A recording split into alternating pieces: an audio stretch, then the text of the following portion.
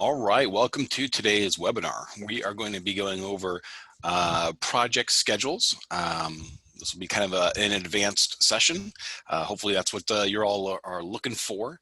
It's called Beyond ASAP. So what does ASAP mean in Workamajig? Well, we consider that to be called a task constraint called as soon as possible. And that is the default constraint that we use in our project schedules. So that's why I'm starting on this help guide that we have open here. So I'll start going through that. But before I jump into all of the details today, let's just do some house cleaning. Again, if you have questions, feel free to throw them into the chat. I may not see them right away, or I may answer them throughout the call today or the webinar today. But feel free to post any questions there. Feel free to answer other people's questions as well, because I think everyone can see everyone's chats there. But again, if there's any questions, let me know. If there's any questions after today's webinar, feel free to email support@workamajig.com. Your email would go to your assigned account manager, goes to their inbox. They will respond to you in due time and help answer any questions you may have. So again, feel free to chat away there and let's get started. All right, so when we're talking about project schedules can be used in a variety of ways. I'm sure you've all have come to discover that on your own. So we do have a slew of guides here that really go over the project schedule in various details. But by default, when you're new with Workamajig, we have this thing called auto schedule. It's just kind of a term we use, but really what that means is that the system is going to adjust dates for you based on what is actually occurring. So some are used to that, some like that. Some of you may not like it or may not be used to it when you come into Workamajig. So we do have options. We can turn those off, or we could talk about other ways to utilize schedules for a variety of needs. We'll come back to that kind of scheduling part in a moment. Where I want to focus the time today is it's kind of on task constraints. So to start here, because the default task constraint, let me scroll on down this guide. Our default constraint is called as soon as possible. Now what that means is by default, when a task is ready to start, its start date will be today, for example. As soon as that task has been completed, the next task in the predecessor chain will be ready as soon as possible. So that's how the system is kind of designed to work in that way. And in fact, I actually have an example of a project schedule here that is set up as soon as possible. So in this example, and again, these are just examples, doesn't mean this is what you have to do.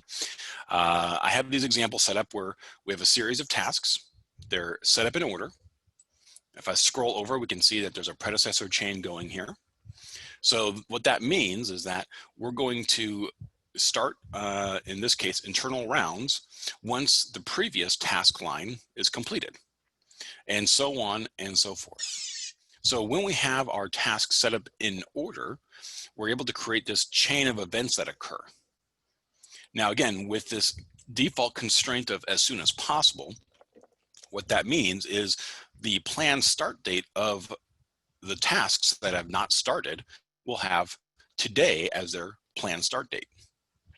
When the task has actually been started, so today is, remind me, yeah, today's the 18th. So notice the planned start date is in the past because it was actually started in the past. However, there's no actual complete date yet. We haven't completed this task. As you can see, it's the client rounds.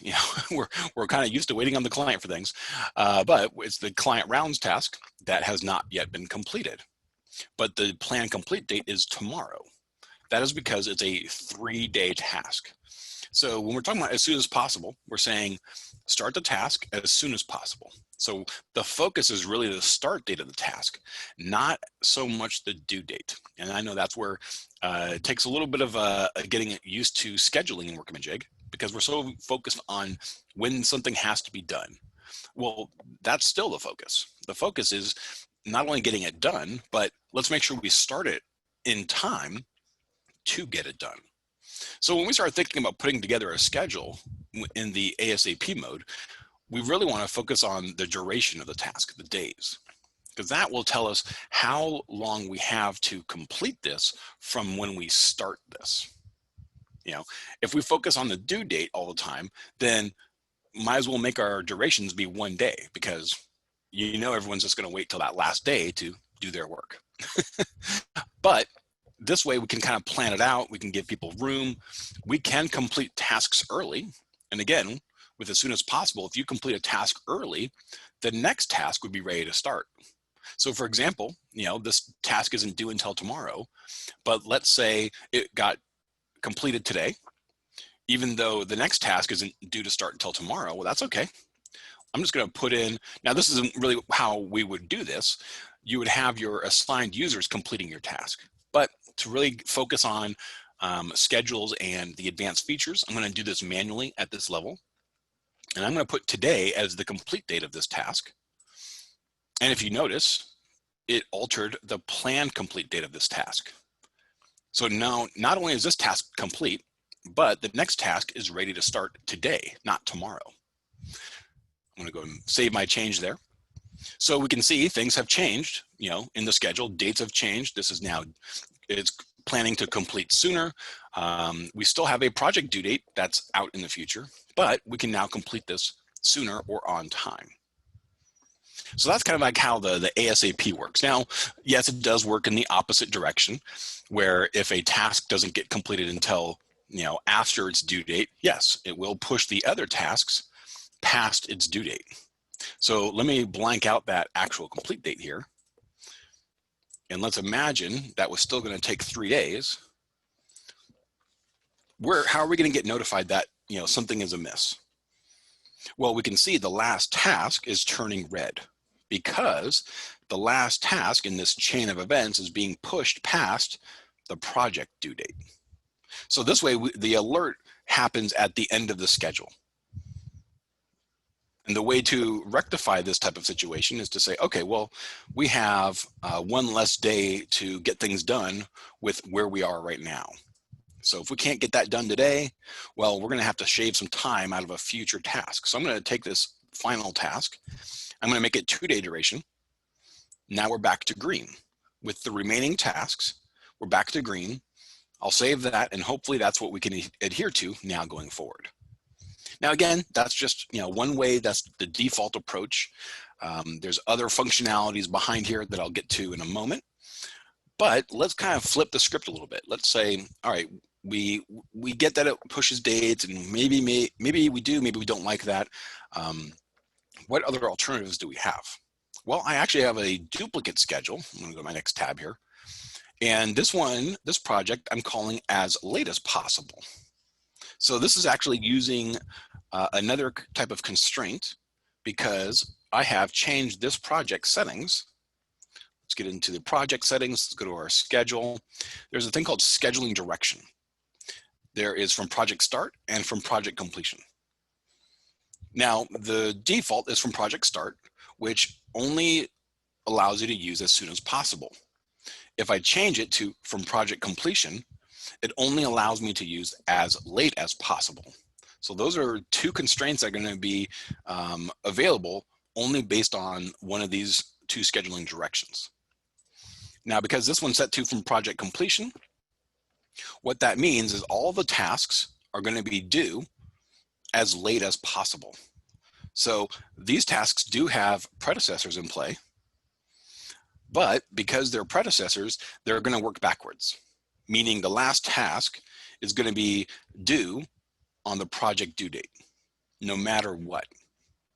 And then if I have a predecessor of the task prior, well, it's going to be based on the days and duration of the last task to have its start, or I'm sorry, its complete date push off from there. So the dates are kind of pushing backwards in this case. Now, why would you want to use this? Well, maybe you have a mixed environment. Maybe you have users that like as soon as possible for, you know, the typical workflow, but, you know, because that's a system level function, you don't want to change that. I might have a project where, you know what, we need the dates to kind of adhere based on how I set up my schedule.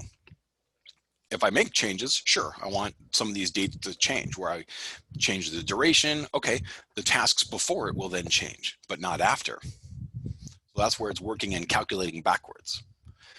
But the dates then don't change on you based on what has been done.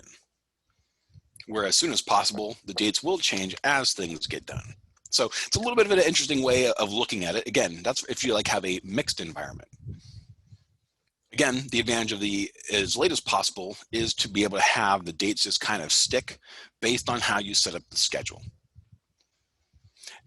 Now, there is the other situation of saying, well, okay, I don't want dates changing at all based on what others are doing. So we do have in our transaction preferences, by default, under our project preferences, we have 3 options. And this is what we call the auto schedule. There is push schedule dates on tasks, push schedule end dates on started tasks, and actual dates change to plan date. So with these 3 enabled, that works best with that as soon as possible kind of workflow. Because what that means is, okay, if the task hasn't started yet, push the start date of the task to tomorrow. If the task has started and the due date of that task is today, but we haven't finished it, well, at midnight, push the due date till tomorrow, which then pushes the start date of the next task to tomorrow as well. But once we actually start and or actually complete the task, we'll lock down those plan dates to match what we actually did. So that way, these all kind of work in harmony to have the schedule update based on what is actually being done. Now, who is actually doing the work? Well, that is who you are assigning to these tasks. So it's all great and dandy to have a schedule set up that looks pretty and has dates and all this information, but the breakdown then becomes, are the assigned people even completing their portion of the task? So it shouldn't be the project manager's job in Workamajig to come in here and fill in these dates here. That's going against the grain. That's creating more work for yourself. The idea behind here is saying I'm assigning people to these tasks, at which point they're actually going to be using the today creatives. Let me load that page up. They would see the today creative page, for example, and they would be fed the information based on how the schedule is set up. So they'll have all the information of, is my task overdue? Which one should I be working on? Now, of course, I apologize. I didn't really set up my Today Creatives page very well for today's demonstration. But the idea is saying we need to be able to have our schedule set up in a way that will then feed good information to our creative staff.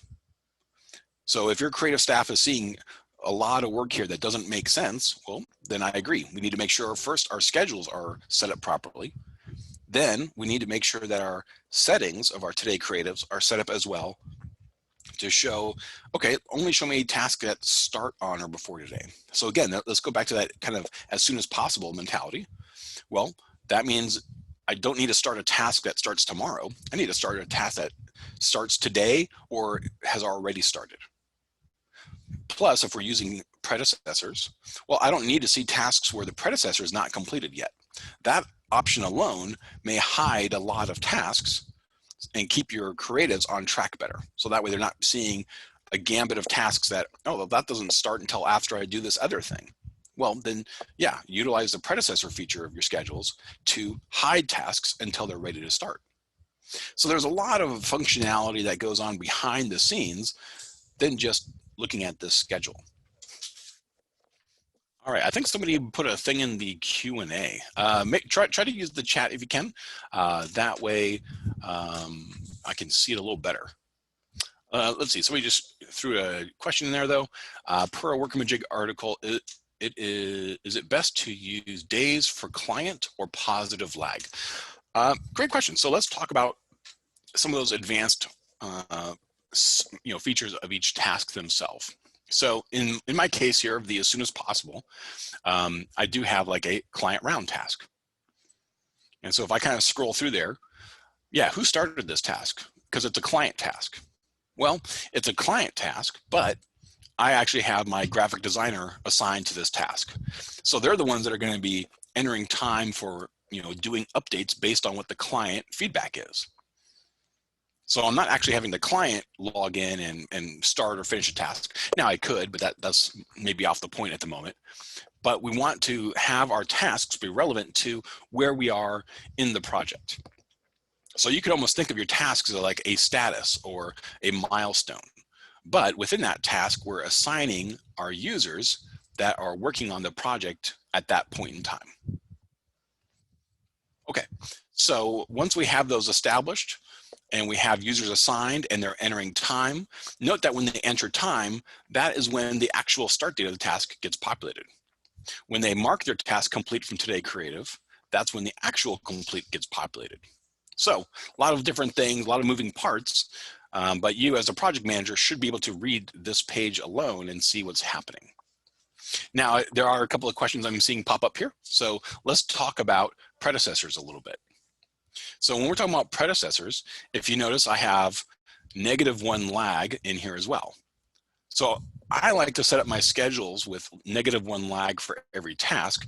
The reason for that is so that way my plan complete date and my plan start date of the next task can align.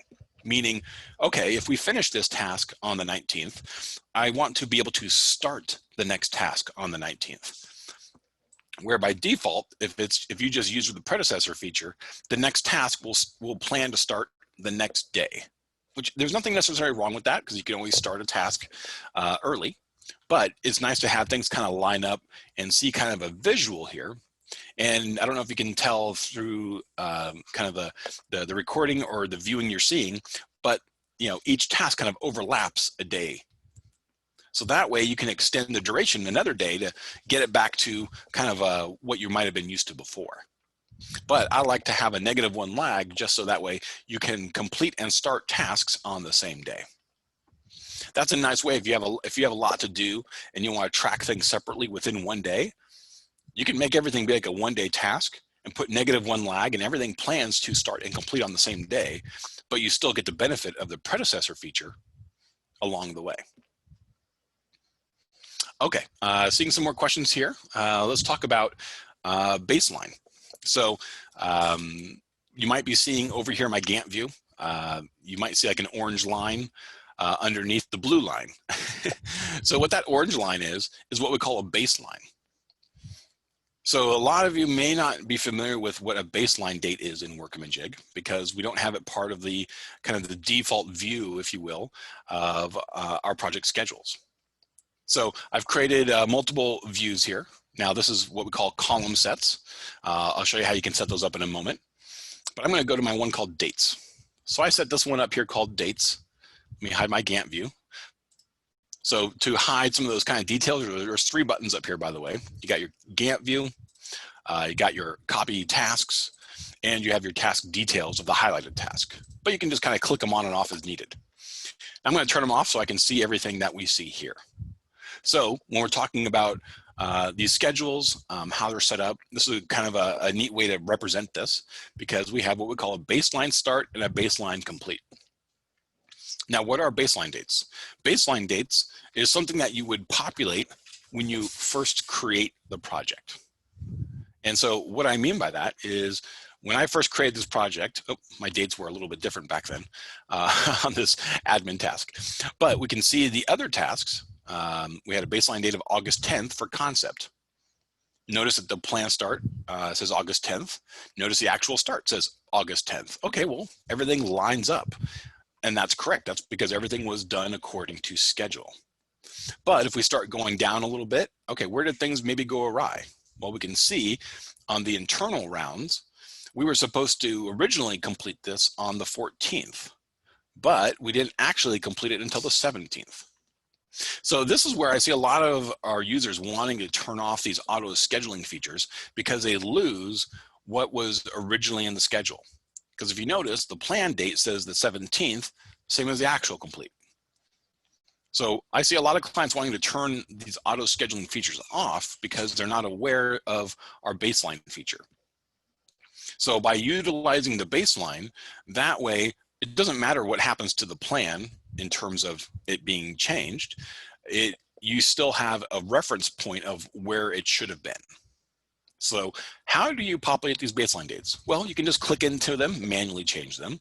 But the idea is when you first create your project, these baseline dates would be blank.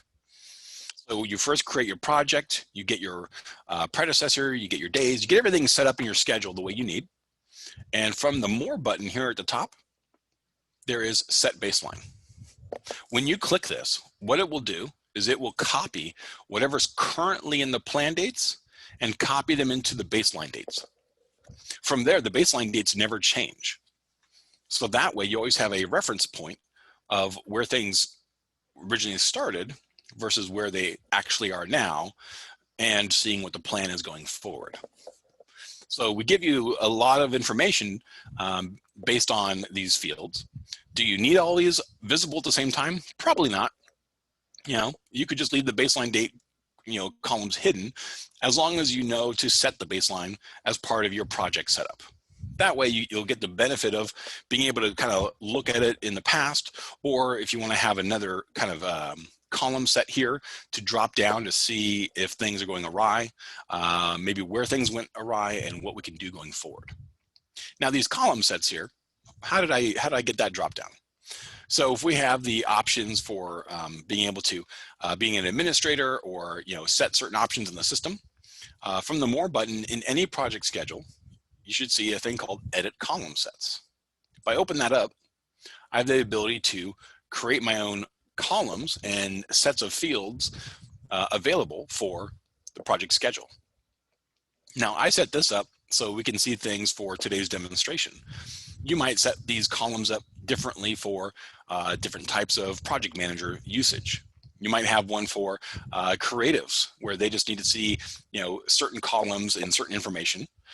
Or you may have like videographers or web designers, and they need to see things in another view, more detailed view.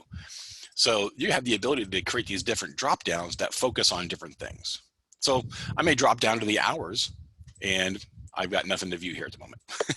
So I'm going to pop back to my default layout. That way I have kind of a mixture of things. I got my assigned, I've got my days, how many actual hours, and I can view the plan versus the actuals. I know we have the baseline set, so I don't necessarily need to have them visible all the time, but I want to have visible what I need at the moment. Because if you find yourself having to go over to this detail panel a lot, then I would say find what do you look for over here? If there's something you're looking for over here, then let's get that added as a column somewhere in our view. Okay, might have gone off on a little bit of a tangent there with the column sets, but I think that can be very helpful at times. Let me show you another example here real quick. So here's another example I've set up called Agile. Now, to me, Agile is a concept. It's not really, there's not really a predefined workflow whenever the term Agile is used. Some systems like to promote that they're Agile, but really what they're just letting you do is whatever you want. So in Workamajig, we can let you do that as well. And so in this example, I've created a series of tasks similar to what we just saw. We have I changed them up a little bit to make them more role-based and not so much as a follow-through schedule. So this way, you could be doing copy and design, you could be having reviews going, you could be doing all of this at the same time. Now, what I did is I used this constraint called duration of project. So I need to hop over to my date layout. So I use this constraint called duration of project. What that does is that will conform the task to the project start and complete dates. So you can start them and complete them whenever you want. This way, at least though, from a visual standpoint, from a planning standpoint, the task dates will just adhere to the project dates, and you can work however you want within there. So we can see I've actually completed this second task already, copy. We've already started and completed this task, even though the task is technically planning to complete, later on, but that's okay. We're just moving along. We're just kind of checking off that the copy is done. We're just monitoring the other tasks. We have other people assigned to other tasks, and we're all just kind of working in unison through here. Now, in really any environment, but especially in this type of environment, when we're talking about we're just kind of moving and going in different directions and however we need to work, How do we communicate through here? So a quick point I like to bring up is when we're working in this kind of a way, we have what we call conversations. So while things are being done at the copy level, they could be having conversations here. Or you as the project manager, you could start a conversation for those users assigned to the task to see in their today creative. Because if I as the project manager start a conversation here and say, hey, here's here's something from the client, here's maybe attach a file for them to the conversation. That conversation shows up on their today creative that there's something new to look at on that task. And so that will hopefully drive them to then click on that task, look at the conversation, read it, and apply that to their work. Plus, I could have conversations that are specific to a different task. Okay, let's have a conversation about the design portion of this project. And while your creatives are working on that, they can see the conversations happening on the task or the project. So there's a lot of ways to utilize this schedule beyond just dates. All right, so I see a whole slew of questions have come in during this discussion. So let me see what we have here. Yes, we talked about the baseline dates. Can you hide the Gantt? Yep, I already went through the you got your buttons here. You can kind of click them on and off depending on what you're preferring to view. Now, when you are in the Gantt view, you can zoom into let's say the day level. And so you can see, okay, Monday through Friday, if the task, by the way, by default, goes longer than 5 days, it skips the weekends, and day 6 is actually Monday. We have a week view, we have a month view, just depending on how large your schedule is. You may want to zoom in or zoom out. All right, there are timers.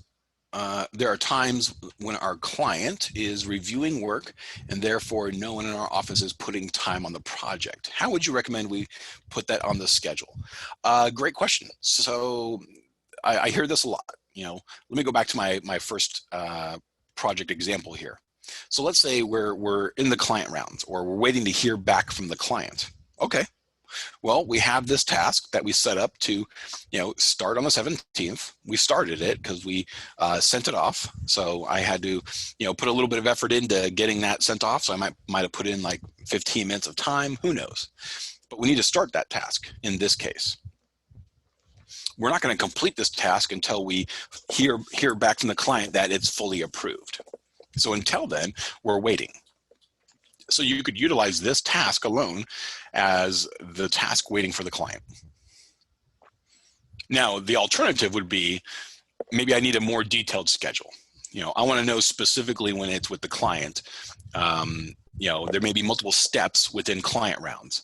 Now, note that I made this project example here to be a simpler schedule, to say, okay, well, we don't know how many rounds we're going to have to with the client. I don't want to have to put 3 tasks in here, 1 for each round, and then manage those. And now my creatives have to check off 3 additional tasks, and it creates more work.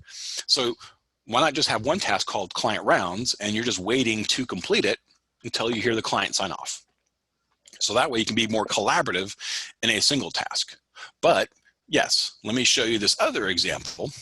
Detailed. So you could imagine, okay, we have a task where we're waiting to hear back from the client review and approval. So technically you could create a task specifically called client approval that maybe nobody's assigned to, and it just sits there waiting to be completed by the project manager. So you would just come in here and just complete it when you hear back, and that will then trigger your schedule to move forward. So that way you can then see, well, what's the difference between when we sent it to the client versus when they gave us the green light back? And we want that in a specific task to track separately. You can do that. But that depends on what your needs are. Okay, hopefully that helped to answer that question. Now, when we're talking about lag and predecessors, correct, there is another way to do this. So you could say, instead of having this task here, what you could say is, okay, we're going to give the client about 4 days to get back to us. So before we start the next step in our schedule, what you could do is go into your predecessor and say, okay, the previous predecessor is whatever it is. But the idea here is saying, we're going to give the client 4 days before I bug them. So I might put 4 days of lag on a task. That way it actually creates a buffer between our tasks. Let me see if I can see this visually here. Yeah, so you can see we have kind of like this visual bump happening where this task is planning to start 4 days when that task is completed. So it's been more than 4 days according to this schedule. So we need to now follow up with the client and see what's going on. But imagine I gave you, let me give more time. Let's say 8 days. I know that's a lot, but who knows how long till we hear back from our clients. Am I not seeing it visually? Not getting it to visually appear. Okay, so it's always fun to try and troubleshoot these live, but things can definitely push out. Let me try to push out on something that hasn't even gotten to start yet, so we can get that visual cue down there. There we go. So you can see there's kind of a gap formed down here. So you can say, well, we're going to plan to, not work on those projects for that time. I don't want tasks showing up for our creatives in, let's say, the staff schedule or their assignment management screen. I want us to be able to work on other things during this gap. So we might put some lag into this schedule, so that way it doesn't appear in other, assignment management views. So you could utilize a lag in that respect. Me personally, I prefer to have a task because we're still working on it. You don't want to lose sight of the client. I like to have something that's kind of running, something that starts from when I send it to the client and something I complete when it gets back from the client. That's my preference, but you can work it this way too and say, we're going to plan to have a gap here.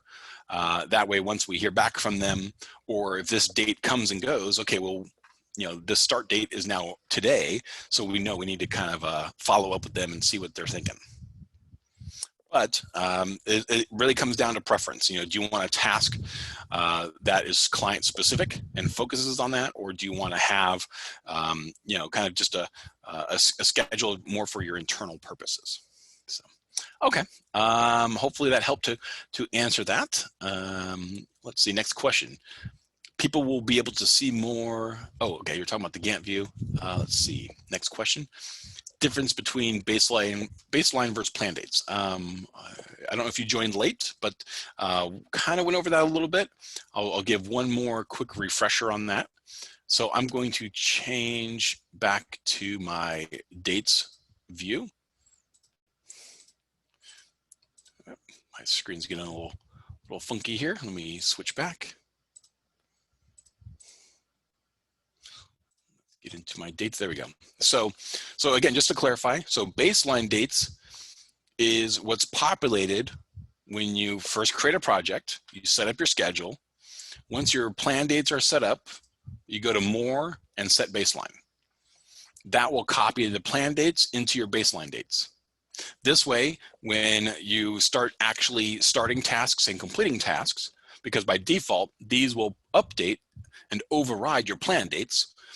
So you don't want to lose where you started from, which is your baseline dates.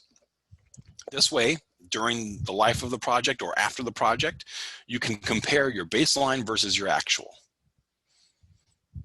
Again, that's because I have some clients I know that want to turn off some of the auto scheduling features because they want to be able to compare plan versus actual. And when I dig in and find out why, it's because the plan dates are being overridden by the actual dates. So that's where these baseline dates come into play. So you have dates that don't change, but you have to make sure to take that extra step of more set baseline when you create your projects. I'll show how some of that can kind of play out as well. I got a kind of a neat report to show you at the end here. Let's move on to our next question. Auto schedule needs to be turned off to track baseline. I'm not sure where that statement comes from, but it does not. Auto schedule can be on or off, doesn't matter. The point of the baseline dates is to say, here were the dates that we started with. So the baseline dates don't change unless you manually click in and change them after the fact, or you hit set baseline again. So make sure to just hit set baseline once. Scrolling down our questions, let's see what else we got here. Do you have to lock the schedule to keep the baseline from being modified? Good question. So I would say maybe review who can edit schedules, who can edit tasks. You don't want your creatives having that ability because you're the one controlling what they should be working on and when. So if there's ever a security issue, I would definitely review security rights and see who can edit task information. That's the security right there. Everybody else can still view a schedule, but they can't edit it that way. So yeah, definitely be mindful of baseline. You don't want to set baseline after the fact and have your dates overridden. So a couple of different things. Now, as far as the schedule lock, what that does prevent is prevent anybody from editing this schedule. Even if they have edit task information, it'll prevent anyone who's not an administrator from editing your schedule. And that should include the baseline dates as well. If you're seeing otherwise, let me know. We'll get that resolved. Let's see, what makes the duration of project constraint become available to select? Great question. All right, Caitlin. So to make duration of project visible, this task has to be a standalone top level task. So if you have a series of subtasks, let me go to that detailed schedule. If you have a series of subtasks, I can't make this subtask be a duration of project because it's part of a schedule. It's part of a subset of tasks. So that option is not available on those types of tasks. As long as the task is its own task, there's no predecessors associated, there's no subtasks under it, this task can be set to duration of project, as you see here. So that's a great way, use of setting up a schedule. I like to have one task, just simply call it, project management or administration, whatever you want to call it. It's more of like, kind of this, the overhead type of task. Now, you want to make sure you're using assignments properly because you don't want everyone just throwing time into one task that doesn't really track it all. So you want to make sure that you're still adhering to the assignments so that way the proper people are putting time to that task. But that way it's just a kind of a generic task that they're just logging time to. Its status will basically be always green because it's just adhering to the project dates. The other tasks, their status may turn yellow or red just based on other factors happening in the schedule. But that is the one note with duration of project, that it has to be a standalone top level task. Now, you don't need to make multiples of those because you can add multiple assignments to one task. So if you have additional services, like you have a traffic service, you have a project management service, you have account management service, you have all these different services to split it out. Well, you don't need to create separate tasks. You just create one task and you assign multiple services to that one task. Okay, great question there. Let me move on through our questions here. I don't see that start conversation anywhere on my screen. Do you have special access? I possibly do, but make sure that it's a task that people are assigned to, can work on, and then make sure to click on the task details button. So on that task details button is where you'll see the conversations tab appear. If you're not seeing that, then it's possible that you have some kind of security rights or transaction preferences at play that are preventing that functionality. So you'd need to email support@workamajig.com to have your account manager help you out and clarify further from there. Yeah, a little buried. Okay, so you saw it. It's a little buried. Yeah, sometimes some things are in peculiar places, but it's definitely there, and it's nice because you can kind of drill in and see what has been talked about or responded to. And so when you're saying it's kind of buried, I agree. So that's where I like to really keep things simple. I like to say, let's keep our schedule as streamlined, as simple as possible. So that way I don't have to click through so many tasks to see all the conversations that are happening. So good little key point there. Somebody said it's because I had an actual start date on the tasks. That's why I didn't push out. Okay. Next question. If we have something like a proofread or review task where 3 to 4 different people need to provide input or approval, what is the best way to hold each person accountable? In other words, is there a formal way to track team member sign-off approval? So we might be kind of, blurring the line a little bit of deliverables in that respect. But what we do have is within each task is, we can assign multiple people.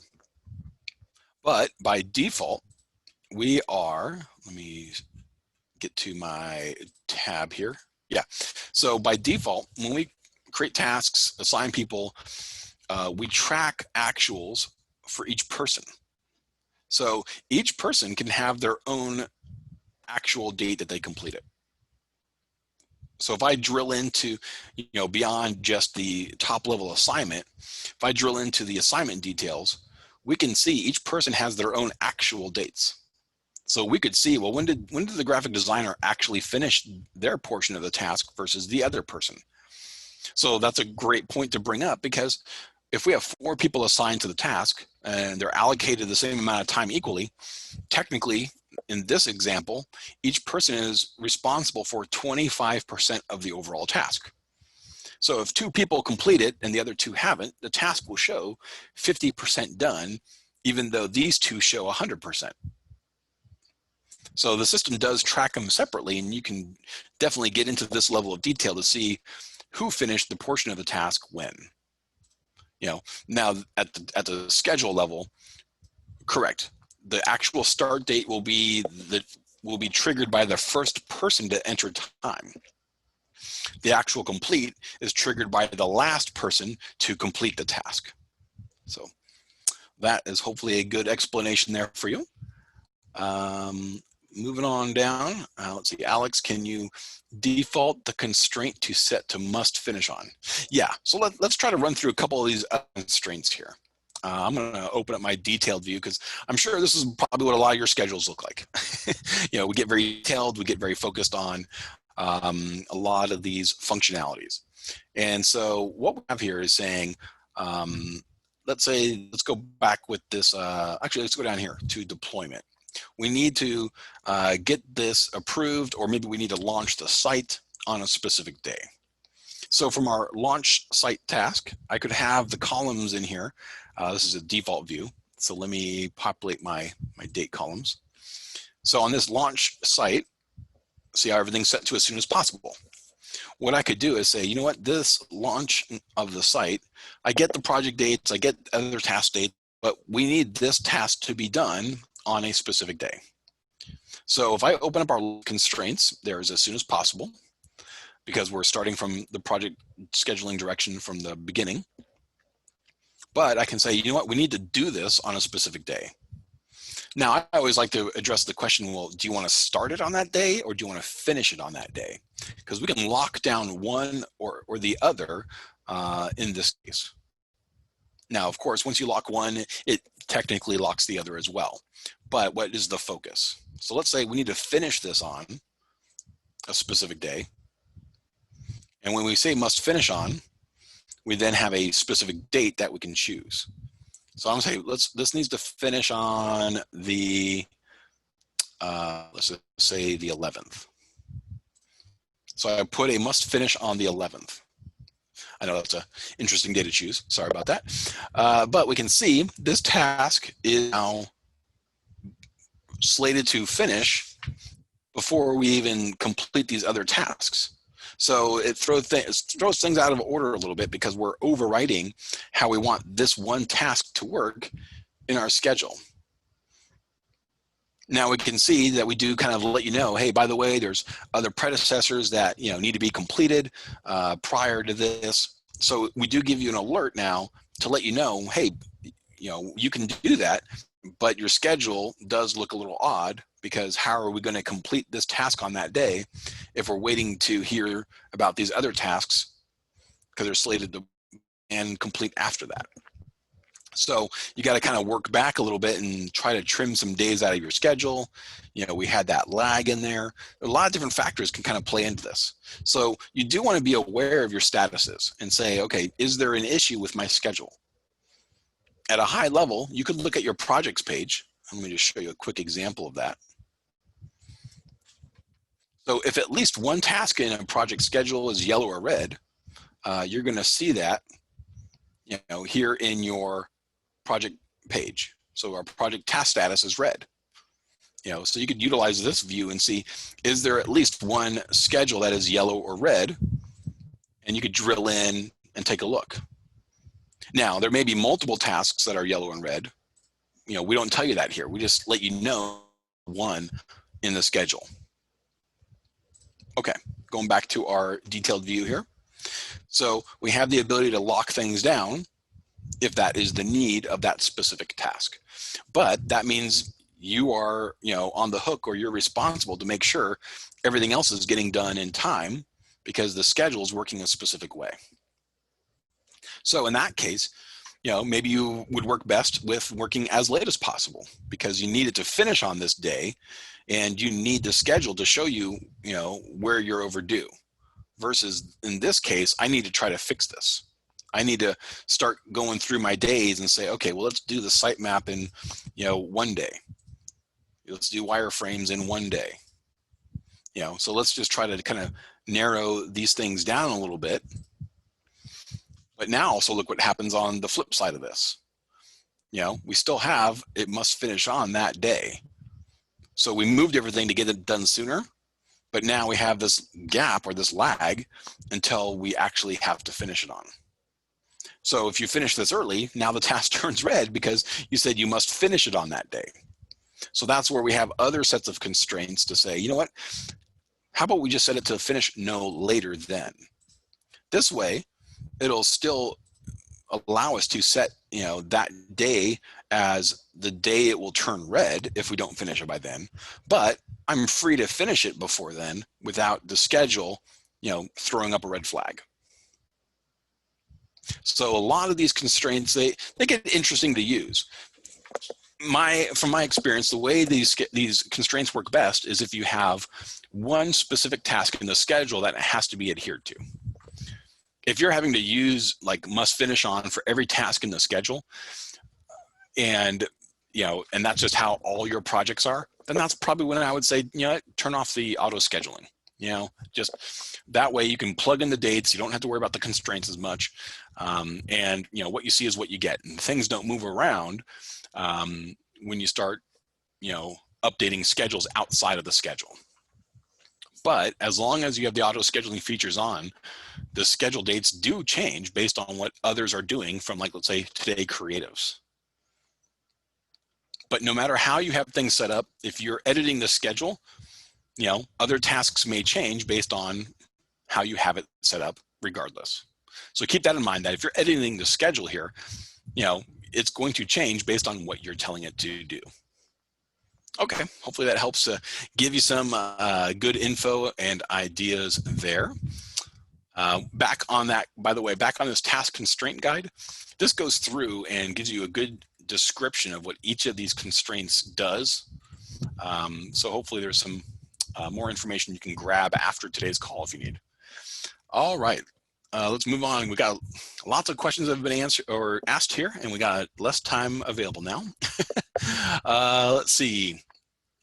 When you have more loose project schedules, like in your example, how do I ensure that each delivery date in client rounds makes it on their way to the creative dashboard? I'm trying to digest that question there a little bit. How do I ensure that each delivery date in client rounds makes it? Well, I guess that, there's a larger question there. It's like, well, what do you consider to be the need to show your creatives? Because, you might have, a schedule set up where, okay, we got a couple of days to do concept. That same group of people, I'm going to utilize again to do updates for rounds internally. And then again, I'll use the same group to do updates to client rounds. So I'm kind of controlling, or at least I set up the schedule of what I want them to see. So you could utilize predecessors. So they're not seeing the next task. They're focusing on the current task. So that way, instead of having, even though, let's say they're assigned to every task in this schedule, there's 6 tasks here, but you only want them working on one. Well, that's where predecessors come into play. So utilize predecessors, so that way in the Today Creative, you can trim it back so they're not seeing all 6. They're only seeing the current task they should be working on. So that way you can kind of help limit what they see in the Today Creative. hopefully that helps to answer your question there. Let's see, Jordan. I don't see the default layout drop down on my screen. Yep, that's back to our edit column sets. So this drop down here appears once you've set up column sets. If you haven't set up column sets, you are not going to see that. And then by default, it's just using whatever the default layout is. And that default layout is in your system settings of the schedule page. And that is the columns. This is the default layout. But if you've enabled column sets, and here's the option to enable column sets, once you've enabled that, then that is when this dropdown appears, and you can edit column sets to have various views of it. It can definitely be helpful depending what the focus is. And if you have a mixture, that's always a good one. When I have clients that have mixtures of users and needs. So it's good to have those discussions with everyone internally, because some of us may need to use the system differently. And so Workamajig can handle that. We just need to know what you're trying to accomplish, because we don't want to turn on every option, because then Workamajig becomes bloated. So we want to understand what you're trying to accomplish before we start enabling other options or giving you other ideas or features, to keep things as simple as possible for each scenario. Can you start a conversation from the plus sign at the top header bar, just to make sure you can assign it to a proper project and task? Yeah. I mean, up here in the plus sign, you can add lots of things. You could add a conversation, expand the details, but then you got to choose the project. You then have to choose the task, and there's a lot of room for error going that route. So I would definitely suggest, if you're trying to get information to your creatives that are assigned to this task, I would be in the project and I would utilize the conversation portion here.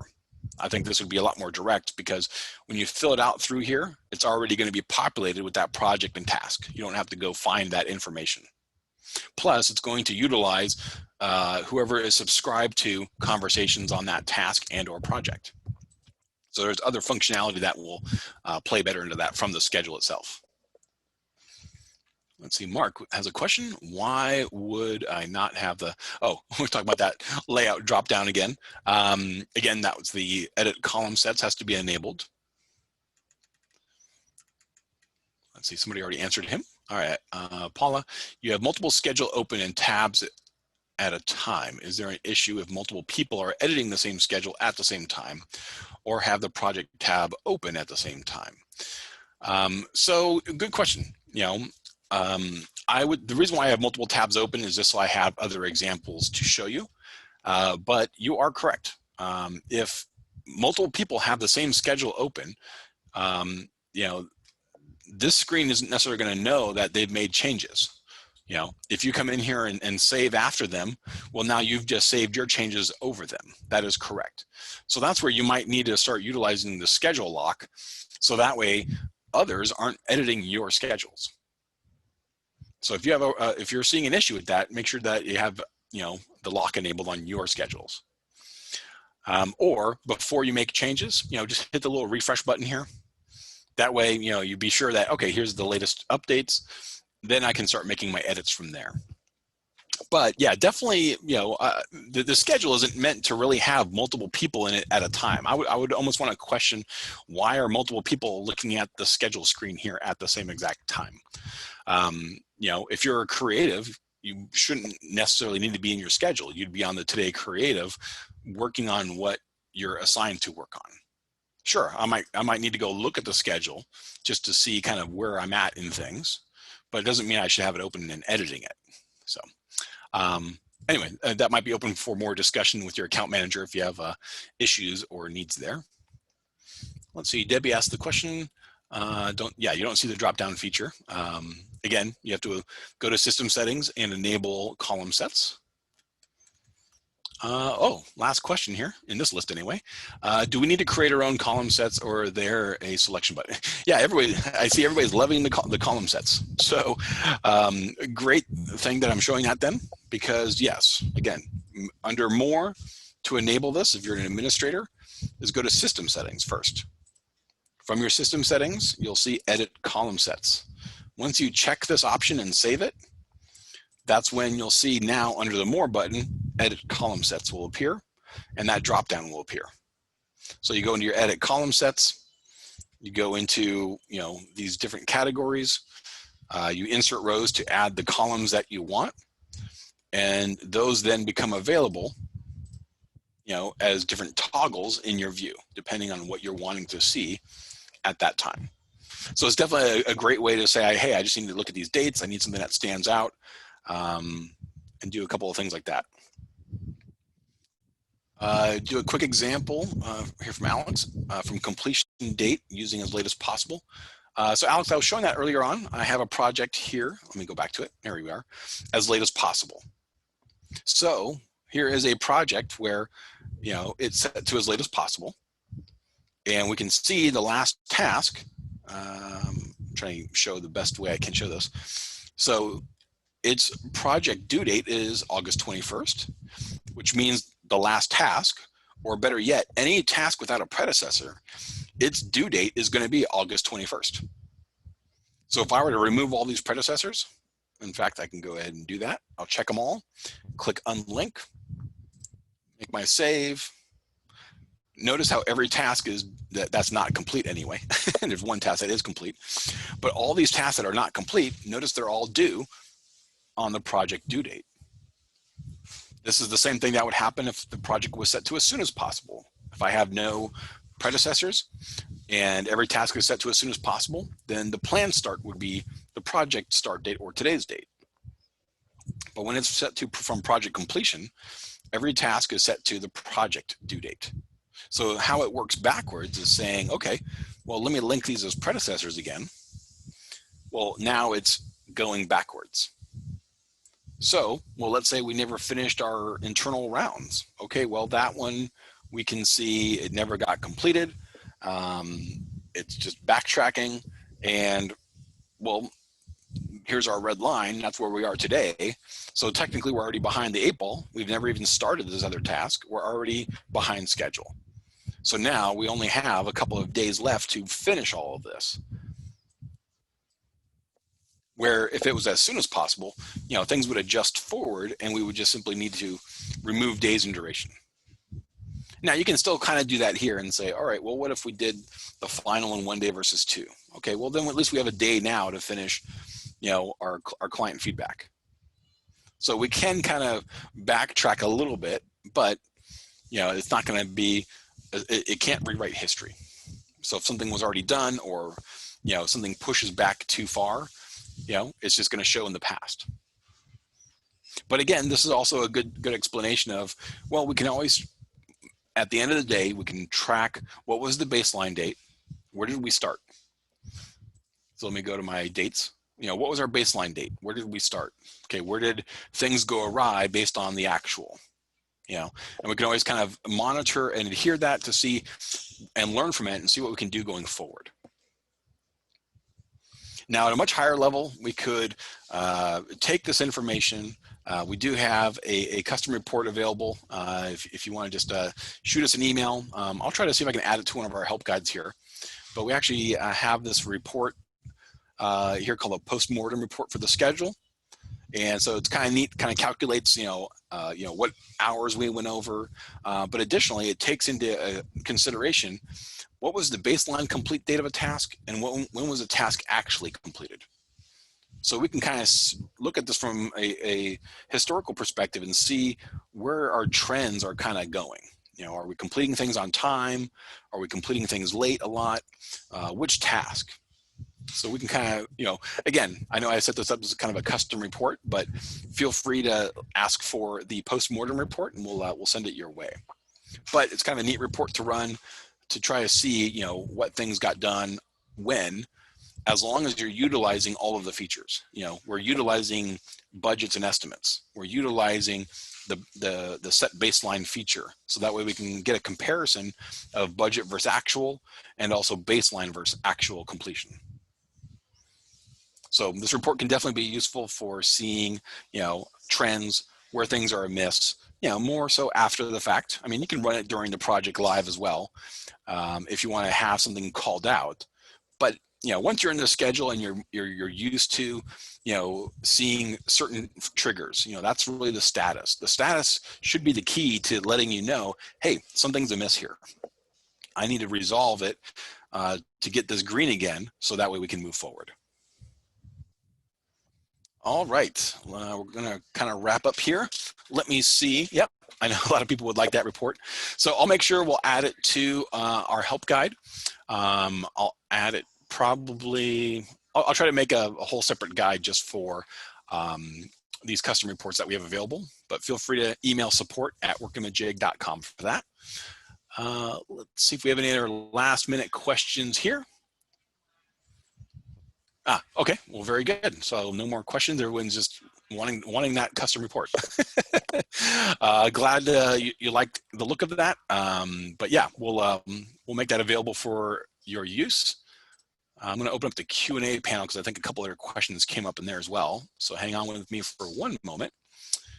But they can't add time from the schedule. Oh, so somebody was asking, yeah, you can't add time from the schedule screen. That is correct, because the schedule is for the project manager. You're in there monitoring, managing, setting up. In reality, the design of the schedule is to set it up and run with it. As far as monitoring, making changes, that would be something that the project manager can either edit in the schedule itself, or they could use a traffic screen like the traffic calendar. Even in today's case, I have all of these project examples like connected to a campaign, for example. So if I'm in charge of a series of projects, not just one, I could actually be here in the schedule of my campaign. I can set up this screen how I want, plus I can go into each task and make edits from here. So I always like to look at it from what level of visibility do you want? Do you want to focus on one project? Do you want to focus on a campaign of projects? Do you want to focus on your client's projects? There's different ways to handle that. So if you're trying to manage multiple project schedules at once, I would highly recommend the traffic calendar. Yeah. So I had to think there for a moment. So under Resource Manager, you have your traffic calendar. And this is basically like a giant schedule screen. So I could say, hey, show me everything that's going on with my client right now, my Acme client. I want to see everything that's active. So project status, what's in production. Let's just see what is all going on. And so this allows, the reason why I like the traffic calendar maybe a little more is because you get the Gantt view over here, you get the status colors. It's very similar to what you had in your project schedule. Plus, again, you can set up columns differently here for what information you want to see. So lots of ways to utilize these different screens. Again, different depending on what level of visibility you need to adhere to. The nice thing I will say about using the traffic calendar is when I click onto a task, notice I am editing that task. So if somebody were by chance editing the schedule, and if two people have the same schedule screen open, they both hit save, the last person to hit save wins. Well, the nice thing with using the traffic calendar is you're just editing that task only. You're not overwriting the whole schedule again. So sometimes it's nice to be in control at this type of a higher level. All right. I know I'm probably just opening up a whole can of worms with that one, but let's see. That was already asked in the chat. Yes, we will have this recording available. We have in our help guide. Let me open up a new tab here. So from our help guide, simply support.workamajig.com, we have our videos and webinars. So you'll be able to find this under the webinars section of past webinars. Later today, it'll be here at the top. So we'll have that available as well as the report view for you to download with some instructions on how to import that into your system. Or again, just simply email support@workamajig.com and we can get that report added to your site as well. All right, so I think that is all the questions that we have for today. Again, if there's more questions, there's something we can go more in depth with in terms of schedules. I'd love to, hear some feedback, hear some questions, and I'll try to make, focus on, more examples that you might have as well for next time. But all right, well, I thank you all very much. Appreciate the time. Everyone have a great day.